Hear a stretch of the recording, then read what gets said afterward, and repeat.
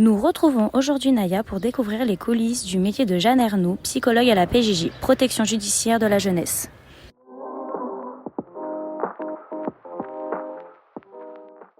Bonjour, pouvez-vous expliquer en une phrase votre métier comme un enfant de 12 ans? C'est compliqué en une phrase quand même. Comment je pourrais dire ça? Mon travail, c'est de rencontrer des adolescents qui ont fait des grosses bêtises et qui sont en prison pour les aider à comprendre comment ils en sont arrivés là et qu'est-ce qui s'est passé dans leur tête pour qu'ils en arrivent là. Et quelles sont vos formations? Alors moi, j'ai un master de psychologie du développement de la petite enfance à l'adolescence, de la fac de Paris 5 à l'époque, donc Paris Descartes maintenant. Ok. Voilà. Et quelles sont vos expériences professionnelles antérieures? Alors, en fait, moi, je suis partie faire de l'humanitaire pendant 1 an et demi après mon diplôme. Et après, je suis rentrée à la PJJ en tant que contractuelle. J'ai travaillé en milieu ouvert. Et ensuite, j'ai travaillé en CEF. Tout ça, j'ai passé le concours pendant ce temps-là. J'ai eu le concours de la fonction publique. Et du coup, maintenant, je suis à l'EPM depuis 8 ans. Et est-ce que du coup vous êtes rentré en tant que contractuel et au bout de combien de temps vous avez pu passer votre concours? Comment ça s'est déroulé? Oh là là, je suis rentrée du coup au bout d'1 an, j'ai passé le concours pour la première fois. Je ne l'ai pas eu, je l'ai passé une deuxième fois, je ne l'ai pas eu, j'ai passé une troisième fois et là je l'ai eu, c'était bon. Donc voilà, je suis rentrée à la PJJ en 2012 en tant que contractuelle et en 2015 j'ai eu le concours pour être titularisée. Et à la suite de ce concours, est-ce que vous avez un an de formation ou comment ça se passe? Alors on a 1 an je sais pas si ça s'appelle une formation, mais d'adaptation à la fonction publique où on est stagiaire de la fonction publique, donc on est déjà diplômé de psychologue, donc le stage, il n'est pas tellement en lien avec le métier de psychologue, mais plus avec la fonction publique, les enjeux, comment ça fonctionne, l'institution, tout ça. Et donc là, c'est 1 an. On a eu 2 semaines de cours vraiment en amphi, et après, on avait un accompagnement une fois par mois avec un genre de superviseur. C'était une sociologue. D'accord. Voilà. Donc actuellement, dans quel lieu exactement vous exercez votre activité? Donc là, je suis en établissement pénitentiaire pour mineurs. Donc c'est une prison qui n'accueille que des jeunes entre 13 et 18 ans. Du coup, qu'est-ce que je pourrais vous dire? Ouais, donc il y a un gros service éducatif, il y a des surveillants pénitentiaires, puisque quand même c'est la détention. Il y a aussi l'éducation nationale qui a une grosse équipe pour la scolarité des jeunes. Et il y a l'hôpital aussi qui a un service assez important pour accompagner les jeunes. Voilà, et donc on a 58 places de détenus, garçons-filles. Et donc du coup, les garçons et les filles sont dans le même établissement? Ils sont dans le même établissement, mais en fait, l'établissement, il est découpé en 7 petits bâtiments dans lequel il y a entre 4 et 10 jeunes. Et donc, il y a un bâtiment qui est réservé aux filles. C'est-à-dire qu'elles sont mélangées sur les activités, du coup, mais pas sur la vie quotidienne. Sur la vie quotidienne, elles sont que entre filles. Et donc du coup, vous nous avez un petit peu répondu, mais un peu plus dans le détail, avec quel public vous travaillez? Alors du coup, je travaille avec des ados qui ont commis des infractions à la loi, plutôt graves, ou alors graves soit par la gravité du passage à l'acte, soit parce qu'il y en a beaucoup, beaucoup. Et donc, ils ont entre 13 et 18 ans. Ils sont suivis par la PJJ, Protection judiciaire de la jeunesse en milieu ouvert à côté. Et ils sont détenus soit avant leur jugement, en attendant l'instruction quand c'est des grosses affaires, soit quelques semaines en attendant leur audience au tribunal, soit quand ils sont condamnés. Là, par contre, ça peut être même plusieurs années après condamnation où ils font leur peine en fait. Donc il y a et condamnés et prévenus, il y a et garçons et filles entre 13 et 18 ans. Et voilà, et qui ont commis soit beaucoup, beaucoup, beaucoup de bêtises, soit une vraiment très grosse. Et quelles sont vos missions en tant que psychologue? Ouais, il y en a beaucoup. Alors, déjà, moi, je suis très active, un peu un pilier de la prévention du risque suicidaire à l'EPM. parce qu'en détention, le risque suicidaire est très important par rapport à la population générale, et à l'adolescence, le risque suicidaire est très important par rapport à la population générale. Donc nous, ils cumulent quand même les 2 points de fragilité. Donc il y a un gros travail qui est fait autour de cette question-là. Et du coup, au niveau des services éducatifs, c'est moi qui porte beaucoup ça avec un des responsables d'unité. Et après, voilà, je travaille quand même avec tout le monde sur cette question, mais c'est vrai que je suis un peu porteuse de toute cette dynamique-là au niveau du risque suicidaire. Je rencontre tous les jeunes quand ils arrivent pendant leur première semaine de détention, un peu en lien avec cette question du risque suicidaire, du coup, pour évaluer le choc carcéral, évaluer le sevrage, évaluer un peu les ressources sur lesquelles on va pouvoir s'appuyer quand il sera pas bien, faire le point un peu, voilà, et lui proposer une prise en charge psychologique pour la suite de sa détention. Donc ça, ouais, tous les arrivants, sauf quand je suis en vacances, je peux pas le faire cette semaine-là et je le fais quand je reviens, quoi. Mais du coup, je les vois tous au moins une fois. Après, j'ai aussi quelques suivis qu'on se répartit avec la psychologue qui, elle, est rattachée à l'hôpital, qui du coup en a beaucoup plus que moi parce qu'elle a pas toutes les autres missions en parallèle. Après, je fais aussi quelques ateliers collectifs que je co-anime avec des éducateurs, principalement sur la question des addictions, de la vie affective et sexuelle et de la gestion des émotions. Mais en soi, ça peut être aussi d'autres choses, mais c'est là que je vois principalement. Et après, je participe du coup à une commission pluridisciplinaire unique. C'est une commission dans les établissements pénitentiaires dans laquelle sont représentées toutes les administrations qui travaillent au sein de l'établissement. Et donc moi, je participe à celle à la fin du parcours arrivant et celle sur le risque suicidaire. Et je participe aussi aux réunions d'unités éducatives parce que du coup, comme je vous disais tout à l'heure, il y a 7 bâtiments et donc il y a 5 éducateurs affectés sur chacun des bâtiments qui suivent de plus près la situation des jeunes qui sont sur ce bâtiment-là. Et donc moi, je participe aux réunions à peu près toutes les 3 semaines chaque réunion. Et du coup, parce que j'alterne, parce qu'ils sont 3 réunions en même temps le mardi et 3 réunions en même temps le jeudi. Donc je fais chacun son tour et donc je participe. Et là, ma mission, elle est plutôt auprès des équipes, d'apporter un éclairage un peu sur le profil psychologique ou parfois, comme moi, je ne suis pas au quotidien sur les bâtiments, de les aider à prendre un peu de recul sur certaines situations. J'amène aussi des connaissances un petit peu plus techniques sur les jeunes qui ont des pathologies psychiatriques parce que les éducateurs, du coup, c'est des PJJ, donc ils ne sont pas forcément formés à toutes ces questions-là dans leur formation initiale. Voilà, après, je participe à des instances aussi hors établissement au niveau du territoire et de la région. Voilà, principalement ça. Et puis, je suis aussi sollicitée pour gérer des crises quand on a des jeunes en crise, que ce soit en crise classique ou en crise suicidaire. J'ai eu une formation il y a quelques années sur l'intervention en crise suicidaire par l'ARS, où du coup, je suis quand même sollicitée assez facilement par les surveillants ou les éducateurs de terrain. Quand un jeune est vraiment en crise et qu'ils n'arrivent pas à l'aider à redescendre, ils me sollicitent pour que je vienne. Ça n'arrive pas si souvent au final, mais bon, ça fait quand même partie de mes missions. C'est pas mal déjà, je crois. Voilà. Et ouais, et je fais des écrits aussi de temps en temps, quand il y a un jugement, quand il y a une commission d'application des peines. Voilà, je peux être amenée à écrire pour éclairer les magistrats un peu sur les profils psychiques et les fonctionnements psychiques des jeunes pour les aider à leur prise de décision. Et comment fonctionne la hiérarchie au sein de votre organisme? Alors, c'est un peu compliqué à l'EPM parce que du coup, moi, ma hiérarchie directe à la PJJ, c'est la directrice de service éducatif, puisque j'interviens sur toutes les unités, donc les responsables d'unité, ils sont avec leurs équipes éducatives. Ensuite, il y a la direction territoriale, donc moi, c'est Tarn-Aveyron. Ensuite, il y a la direction interrégionale Occitanie, Sud, ça s'appelle, la PJJ. Et après, il y a l'administration centrale PJJ. Et en fait, les psychologues, on est rattachés au ministère de la Justice. Donc, en fait, il y a l'administration centrale, ministère de la Justice, qui est le garde des Sceaux, qui est mon grand chef, quoi.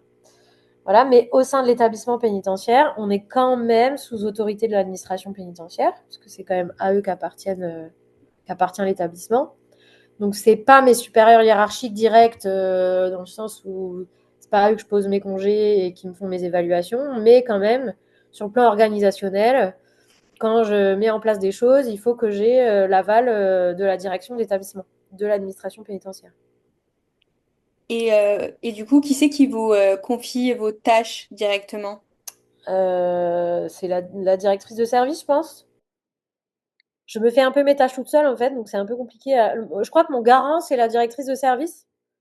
Après, les directeurs de service, ils changent souvent.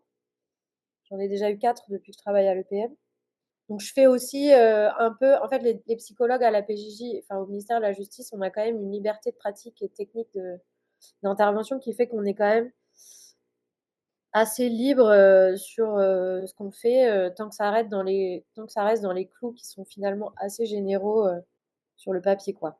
Mais je pense que c'est ma directrice de service qui est garante de ce que je fais quand même. Et au niveau du coup de vos conditions de travail, quelles sont-elles? Quels sont l'environnement? Donc du coup, vous en avez un peu parlé, et quels sont les moyens qui sont mis à votre disposition en tant que psychologue? Matériellement parlant, euh, j'ai un bureau en détention pour recevoir les jeunes en consultation. J'ai un bureau en administratif que je partage avec les profs de cuisine où j'ai un ordinateur où je peux archiver mes fichiers, mes notes, tout ça.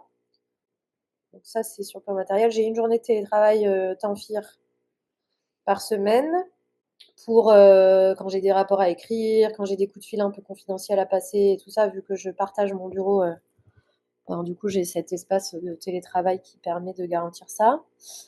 Euh, voilà, sur le plan matériel et sur le plan mon environnement de travail. En fait, ce qui est très compliqué dans mon environnement de travail, c'est qu'on doit travailler avec 4 administrations différentes, enfin, et qui ont des cultures un peu différentes, qui ont des façons d'envisager les choses, enfin, tout ça, c'est ça qui est compliqué en fait, plus que la géographie. Et si, ce qui est quand même important, c'est que je ne peux ouvrir aucune porte toute seule, donc je dois sonner et quelqu'un de l'administration pénitentiaire m'ouvre la porte à chaque fois que je veux me déplacer quelque part. Ok. Donc ça, c'est quand même une contrainte. Et la contrainte, c'est qu'en fait, c'est l'administration pénitentiaire qui prime sur tout. Donc, des fois, j'ai un entretien, il y a l'avocat du jeune qui vient, ben, je l'ai pas. Parfois, il y a un souci, une bagarre, ils doivent aller intervenir. Du coup, ils sont obligés de mettre fin à mon entretien parce qu'ils doivent aller intervenir sur les passages à l'acte. Enfin, tout ça, c'est des choses auxquelles il faut s'adapter en permanence, qui sont pas contre moi et qui sont pas une attaque directe à mon cadre de travail, mais qui parfois quand même peuvent être compliquées à gérer. Je pense que quelqu'un qui serait un peu rigide sur son cadre, ça serait compliqué Ouais. pour le coup. Et donc du coup, est-ce que vous pouvez nous décrire une journée, le déroulement d'une journée type? Donc par exemple, si vous n'arrivez pas à décrire une journée parce que ça change tout le temps, peut-être prendre la journée de lundi ou de mardi, peu importe. Les journées sont toutes tellement différentes. En gros, j'arrive à 9h, je pars à 17h30. Ça, c'est constant tous les jours. J'ai 3 quarts d'heure pour manger le midi. Ça, c'est constant tous les jours. Et en fait, la journée, bah, je prends toujours un temps en arrivant pour prendre un peu la température, parce que les éducateurs, ils arrivent plus tôt. Du coup, quand j'arrive moi, ils ont déjà un peu pris la température de la journée. Donc ça, après, souvent le matin, je suis en réunion. Donc les réunions avec les éducs, la réunion pluridisciplinaire, enfin, ça change à chaque fois. Mais la réunion avec la psychologue de l'unité sanitaire. Souvent, ouais, le matin, je suis en réunion et l'après-midi, je suis en entretien. Globalement, le lundi, c'est les arrivants. Mardi, mercredi, jeudi, c'est les suivis. Mais en gros, c'est ça. Le matin en réunion, l'après-midi en entretien. Et donc, les entretiens de suivi, je peux en faire jusqu'à 3 dans l'après-midi.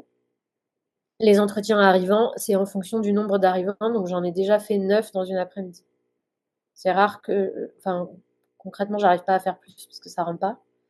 Mais voilà, j'ai déjà été jusqu'à 9 en une après-midi.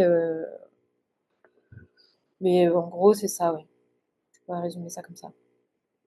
Ok. Et du coup, quelle est votre quantité de travail donc par semaine, mais également pendant votre temps de travail en présentiel et en dehors de votre temps de travail cadré, on va dire.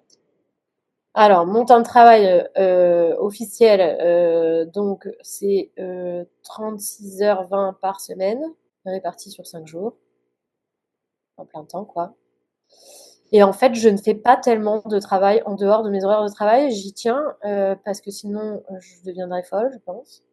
Donc, ce que j'arrive pas à faire sur mon temps de travail, c'est que je ne peux pas le faire sur mon temps de travail et que donc ça attendra la semaine prochaine. Voilà. Pour le coup, je fais attention à ça parce que c'est déjà un métier qui est très prenant psychiquement. Donc, si j'ai pas mes espaces de coupure et de déconnexion, et ben après, je tiens pas quoi. Du coup, je déborde pas tellement. Et ça, c'est quelque chose qui est propre à vous dans votre pratique ou c'est plus commun aux psychologues qui travaillent dans le ministère de la Justice? Alors ça, je pourrais pas trop vous dire. Je pense que c'est plus une question de chacun, comment on s'organise et comment on gère justement tout ça. Je sais pas. Après, en début de carrière, quand j'étais à la bourse, je travaillais facilement chez moi. Maintenant, je le fais plus parce que je me dis que si j'arrive pas à le faire sur mon temps de travail, c'est que c'est pas faisable et que du coup, on peut pas me demander de le faire. Mais ça, il faut s'affranchir quand même un peu du. Donc, je pense que sur le papier, on est censé être tous pareils que moi, mais dans les faits, je pense que ça dépend vraiment de chacun et de comment on s'organise et comment on gère ça, quoi. Moi, je sais que j'ai besoin de faire autre chose dans ma journée et que du coup, si je bosse jusqu'à 19h, après, je vais rêver de boulot la nuit et je vais péter un plomb. Donc, j'ai besoin de faire un truc entre je sors du boulot et je rentre chez moi, quoi. Soit je vais faire du sport, soit je vais enfin, plein de trucs possibles, mais en tout cas, je déborde pas trop sur mon temps perso parce que je pense qu'il faut faire attention à ça. Après, je sais qu'il y a des gens qui ont plus de mal. Et du coup, dans votre pratique, quels outils utilisez-vous? Surtout l'entretien semi-directif. Enfin, non, ouais, semi-directif aux arrivants et pour le suivi, c'est des entretiens classiques, cliniques, voilà. Après, quels outils moi, je m'appuie beaucoup quand même dans mon travail sur la psychanalyse, la théorie de l'attachement, Winnicott et tout ça. Après, des outils, genre des tests et tout ça, j'en utilise pas si souvent. Ça m'arrive de faire des tests projectifs, genre le TAT ou la Vice, mais en fait, non, pas tellement la Vice, c'est pas tellement moi qui fais. La figure de raie, je fais des fois, avant d'orienter vers les psychologues de l'éducation nationale qui interviennent à l'EPM si jamais il y a besoin de faire une Vice ou un WISC ou et les outils projectifs, en fait, je le fais de moins en moins parce que ils sont quand même un peu datés et les images en noir et blanc du TAT, elles sont quand même un peu glauques. Donc j'utilise ça de moins en moins.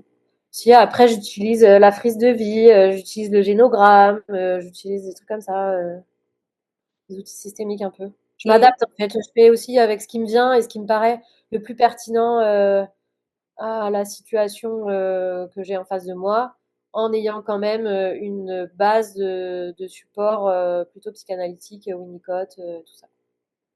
et quels sont vos partenaires, associés et collègues dans votre travail?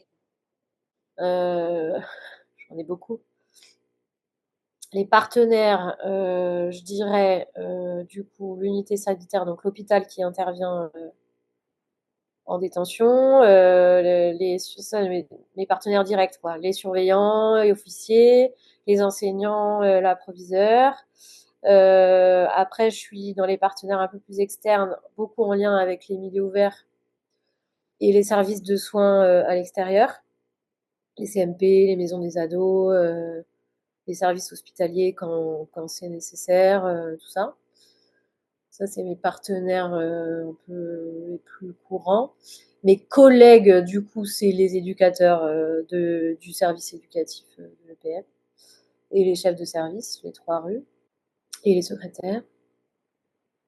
Ouais, je sais pas, en fait, la distinction entre partenaires et collègues, elle est, pour les gens de l'administration pénitentiaire, de l'éducation nationale et de l'unité sanitaire et les collègues de milieu ouvert, c'est à la fois des partenaires et des collègues parce que ça dépend à quelle échelle on se réfère, quoi. Voilà. Ok. Et Et après, toute personne qui serait susceptible d'intervenir sur la situation et qui aurait. Enfin, voilà, des fois, il y a l'ASE, des fois. Des fois, il y a la CIMAD, des fois, enfin voilà, il y a plein de partenaires possibles en soi. Mais ceux-là, c'est les principaux avec lesquels je travaille quand même le plus souvent. Ok. Et concernant les attentes de votre métier, comment vous perceviez votre métier avant de l'exercer et qu'est-ce que vous en pensez aujourd'hui? Avant, je me souviens pas tellement parce que c'était quand même il y a longtemps. Peut-être que c'est plus sur ma façon d'appréhender mon métier où j'avais peur de pas supporter l'enfermement et en fait ça va.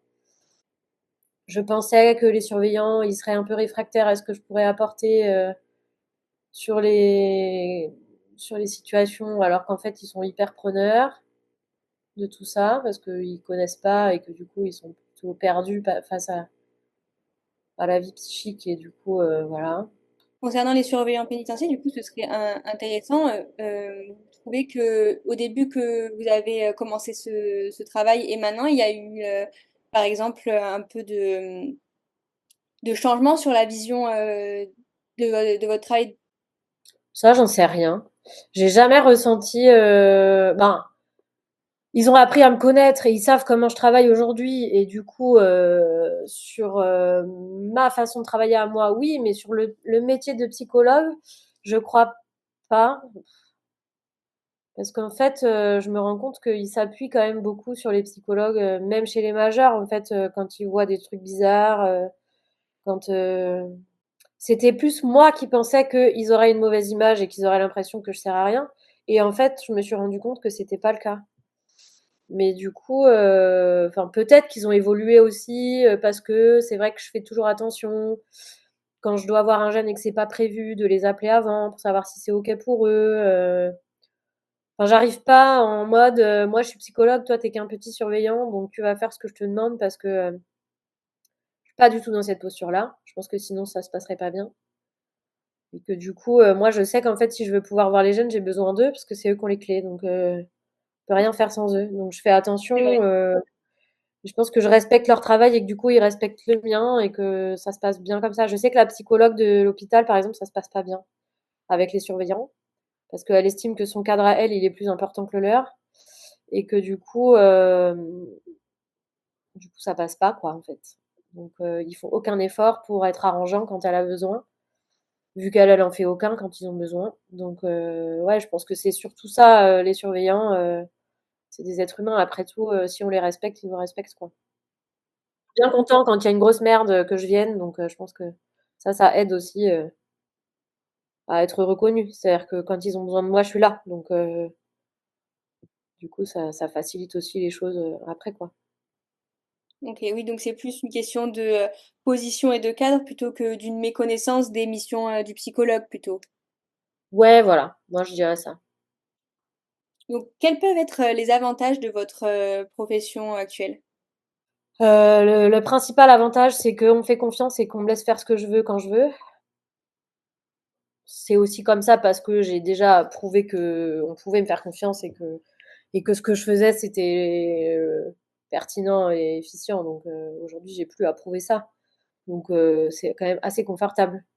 Je suis assez libre, mon planning, je le gère comme je veux. Il faut juste que je les tienne au courant. Mais j'ai pas à demander l'autorisation, j'ai juste à tenir informé, quoi. Donc voilà, et ça, pour le coup, je tiens à informer la hiérarchie PJJ, la hiérarchie de l'AP, ils me font confiance aussi. Et ouais, ça c'est, j'ai pu approuver en fait là. Aujourd'hui, depuis le temps que j'y suis, j'ai pu approuver ce que je vaux professionnellement et qui je suis. Et du coup, les choses sont fluides, quoi. Ça, c'est quand même assez confortable. Et par rapport aux collègues de la PJJ et du ministère de la Justice, un des avantages que j'ai, c'est que j'ai des suivis thérapeutiques qui peuvent être longs, ce qui n'existe pas ailleurs. Donc ça, c'est quand même intéressant parce qu'en fait, j'ai des missions tellement diversifiées que il n'y a pas de routine qui s'installe, il n'y a pas de... Ouais, c'est bien déjà. Ouais, non, c'est plutôt confortable en fait, la place dans laquelle je suis aujourd'hui. Alors après, les situations auxquelles on est confronté sont hyper compliquées, mais voilà. Et puis l'avantage que j'ai aussi, c'est que je travaille avec 37 éducs. Donc s'il y en a un avec qui c'est compliqué, je suis pas obligée de le voir trop. Et du coup, c'est pas trop prenant psychiquement d'être obligé de travailler avec quelqu'un avec qui on n'arrive pas à travailler. Et du coup, à contrario, quels peuvent être les inconvénients? Bah, les inconvénients, c'est un peu ce que je disais tout à l'heure, le fait que quand même le cadre, il est administration pénitentiaire et qu'on n'est pas maître de ce qui se passe et qu'il y a des contraintes qui s'imposent à nous sur lesquelles on n'a pas de pouvoir. La difficulté aussi, c'est l'état des situations qu'on récupère en détention. Ben, pour être en prison à cet âge-là, de toute façon, en général, c'est que la situation de départ est pas très sereine, quoi. Voilà. Après, la difficulté aussi, c'est le turnover parce que du coup, d'avoir 37 éducs et 54 surveillants et 3 responsables d'unité, ça fait que ça tourne quand même assez souvent et que du coup, il faut se réajuster à la personne qu'on a en face de soi un peu constamment, quoi. Ça demande une adaptation permanente de tout, quoi. Donc ça, c'est quand même fatigant. C'est quand même un niveau de stress assez élevé, ce travail, quand même. Même Mm. si c'est hyper intéressant, hyper riche, c'est quand même un niveau de stress assez important. Et quel est l'événement le plus marquant que vous pouvez nous partager dans votre métier actuel?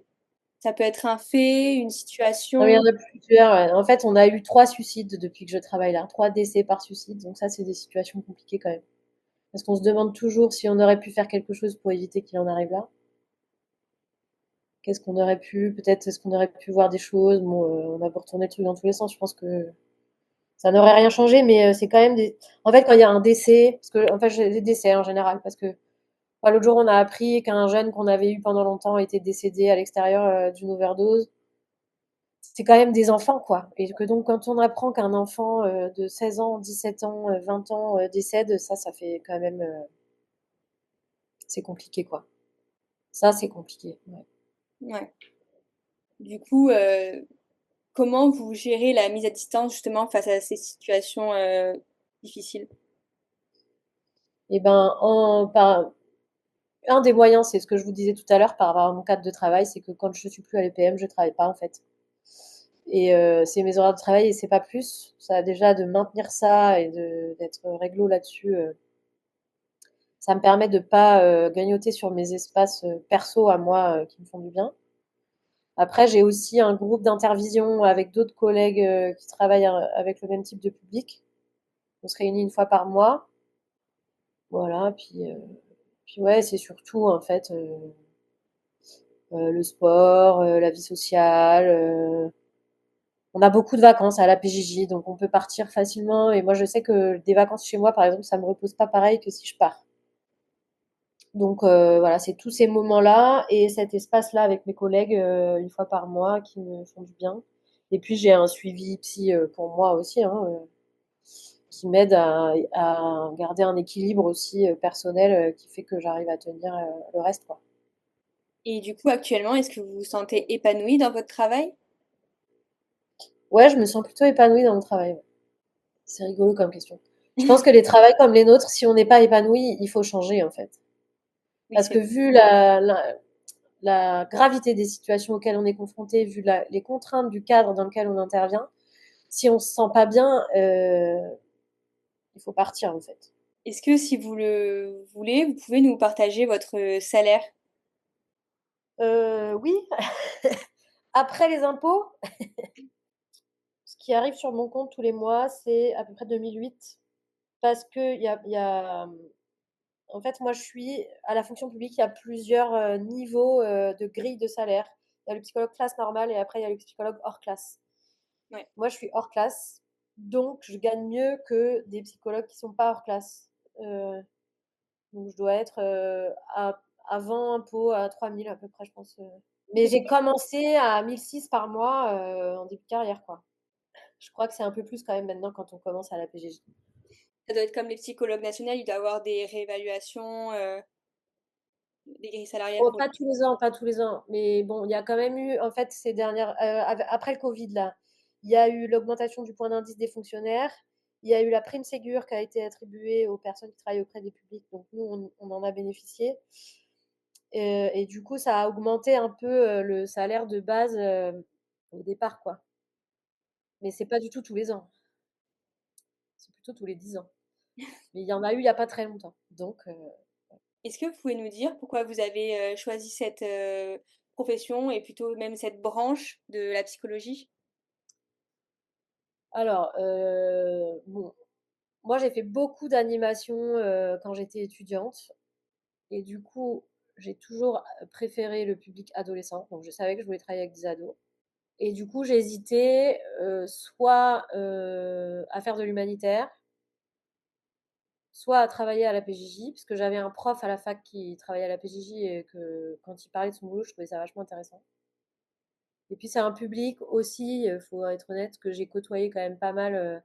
J'ai été scolarisée en zone d'éducation prioritaire où il y avait quand même un certain nombre de personnes dans ma classe qui étaient un peu en situation de précarité importante et qui commettaient des passages à l'acte pas toujours très. Voilà. Et puis, mon père qui travaillait en PMI et ma mère qui travaillait en psychiatrie. Bref, donc tout ça fait que donc j'ai fini mes études en me disant soit je fais l'humanitaire, soit je vais travailler à la PJJ. Je suis partie faire de l'humanitaire et j'ai été un peu dégoûtée de l'état d'esprit des gens qui travaillaient dans ce cadre-là. Et du coup, je me suis dit, bah, donc ce sera pas l'humanitaire, donc ce sera la PJJ. Voilà, Ok, en très résumé. ouais, mais c'est très bien. C'est direct au moins. Ouais, voilà. Bah, c'était assez cohérent en fait pour moi quand même. Ça... Bah, c'était soit PJJ, soit ASE, quoi. Mais quand même, j'avais une petite préférence pour les ados. Et la PJJ, il n'y a que des ados, puisqu'on est pénalement responsable qu'à partir de 10 ans. Donc, les tout petits à l'ASE, là, moi, enfin, les tout petits, c'est vraiment pas mon truc. Moi, je suis pas. J'ai pas de patience avec eux. Donc, les ados, c'est bien. Et du coup, une dernière question pour clôturer, ce serait quel conseil donneriez-vous à quelqu'un qui voudrait exercer votre métier? Ben, déjà de faire des stages avant dans les différents degrés, enfin de faire des stages en fait et d'expérimenter parce que c'est quand même un environnement très compliqué et que du coup tout le monde n'est pas fait pour travailler dans ce milieu-là et que donc ouais de faire des stages et puis de pas prendre pour soi les choses en fait je pense de parce que là par exemple si je prenais pour moi toutes les contraintes qu'on m'impose en lien avec le cadre dans lequel j'interviens ça serait compliqué quand même alors que faut pas prendre pour soi c'est la fonction c'est ce qu'on représente c'est les contraintes institutionnelles c'est peut-être l'histoire des gens parfois qui ont un rapport à la psychologue un peu particulier mais c'est pas moi Jeanne qui suis attaquée quoi je Ouais, pense que si on n'arrive pas à faire ça c'est compliqué ouais. D'être psychologue en général d'ailleurs pas ouais. que à la PJ, particulièrement au ministère de la Justice, mais je pense qu'à l'éducation, dans les institutions de manière générale, c'est assez con. Enfin, c'est pareil partout. Quoi. Ok, ben merci beaucoup. Bah, de de rien.